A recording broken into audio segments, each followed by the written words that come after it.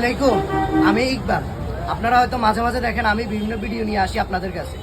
তবে আজকে একটা ভিন্ন ধর্মীয় ভিডিও নিয়ে আসতেছি। সেটা হচ্ছে মানবিক একটা আবদার নিয়ে আসছি আপনাদের কাছে।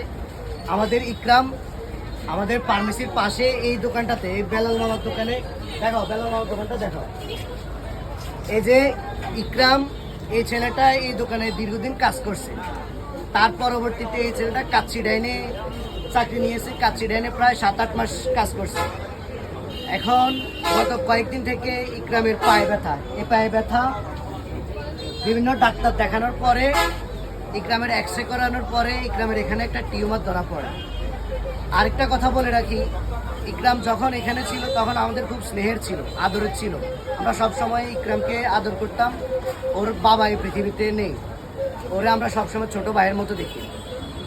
এখন ওর পায়ে যে টিউমার, যেহেতু আর্থিক একটু অসচ্ছল, চিকিৎসা করাতে একটু দেরি হয়ে গেছে। এখন খুব দ্রুত ওর এটা অপারেশন করানো লাগবে। তো আমি ধন্যবাদ, কৃতজ্ঞতা জানাই কাচ্চি ডাইনে যেখানে ছিল ওনারা, লক্ষ্মীপুর কাচ্চি ডাইনের যে ব্রাঞ্চ, ওনারা ইকরামকে 80,000 টাকা দিছে না, ওনারা 80,000 টাকা দিছে। ওনার ইকরামের এটা অপারেশন করতে 1 লক্ষ টাকার মতো লাগবে, বা আরও কিছু প্লাস মাইনাস হতে পারে। তো ইকরামের আরও 20,000 টাকা লাগবে।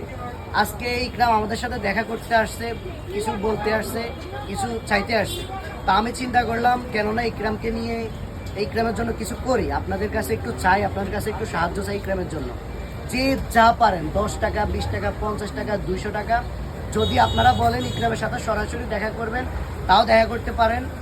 স্টেশন আসলেই ইকরামরে আমরা বাসা থেকে নিয়ে আসতে পারবো, বাড়ি থেকে। ইকরামের সাথে দেখা করেন।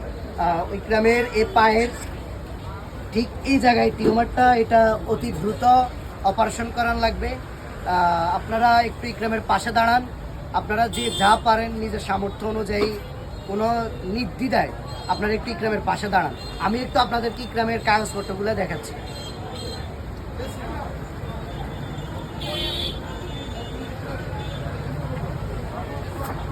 এইটা হচ্ছে ইকরামের এমআরআই রিপোর্ট। হয়তো আপনারা দূর থেকে বুঝবেন না।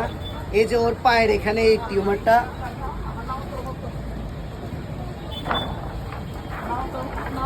এখন তুমি অপারেশন করাইতে চাইতেছো কোথায়, কোন হসপিটালে? আচ্ছা, আপনারা একটু ইকরামের জন্য সহযোগিতার হাত বাড়িয়ে দেন। আসসালামু আলাইকুম রহমতুল্লাহ।